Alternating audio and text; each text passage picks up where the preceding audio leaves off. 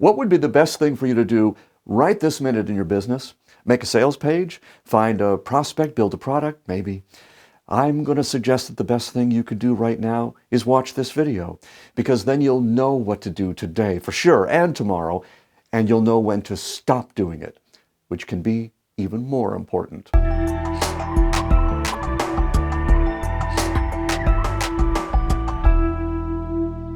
As entrepreneurs, we are blessed with an insatiable curiosity about almost everything, whether it's copywriting, salesmanship, making videos, hiring, taxes, well, maybe not taxes, web design, and all those other things we should be letting other people do for us.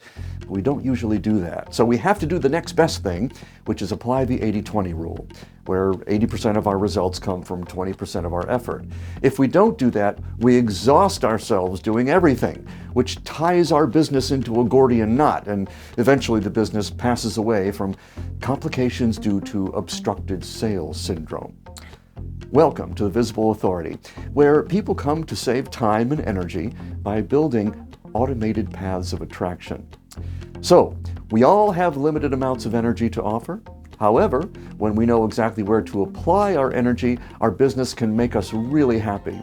For example, for a lifestyle business where you do most everything yourself, you choose just a few things to do consistently. You get really good at those things. They get easier, take you less time, and get you more results. You build your business up to, say, mid-six figures. You're comfortable and don't work too many hours. Or maybe you want to grow it really big. You build to the same point and then choose a new set of skills for yourself and hand off the ones that are now preventing you from going to the next level. And the way you'll know which 20% is yours in any given moment is to think of the story of your business in 3 acts. Act 1, the deep dive. Act 2, the road trip. And Act 3, the big bend. In the deep dive, you'll decide on the services you want to offer, who they're for, and how to talk about them. You've already done a lot of that intuitively. A copywriter is probably going to write articles to demonstrate how he could help you. A video teacher will probably make videos. As for products and services, for example, someone told me early on to make courses, so I made courses. That's usually how these things happen. So, it's pretty easy to take the deep dive once you've made the decision. Which leads us to phase 2, the road trip. Now, you may not have this problem, but some of us have noticed that everything in life is designed to take you off your track. This phase is like driving down the road with your GPS all the way zoomed in. Sure, you can stop and enjoy the overlook without losing your way, because this part of your path is just about being ready for the next turn. And this can be incredibly helpful for the entrepreneur. For example, when I was starting out and had decided to do courses, the marketing was easier because I knew that at the end of that podcast or interview or summit or video or whatever, it would all lead back to the courses. Silly simple. And if we could keep it that way, it would be great, wouldn't it? But we don't. Because everything on the internet says you're doing it wrong.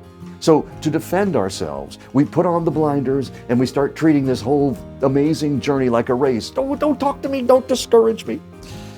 But if we could just slow down, we might discover how hollow this whole competition thing is. Most people never do, and that can deal a mortal wound to their business.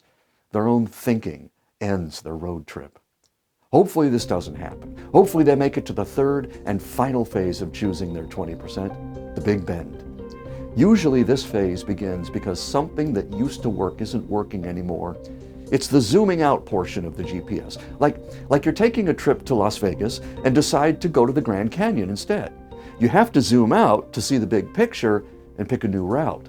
But in your business, this is harder, because on the internet, where you're going to look for advice, every solution is dialed into the most zoomed in view, because it's not in their interest for you to see a tactic being sold as a long-term solution when all you may need is a course correction.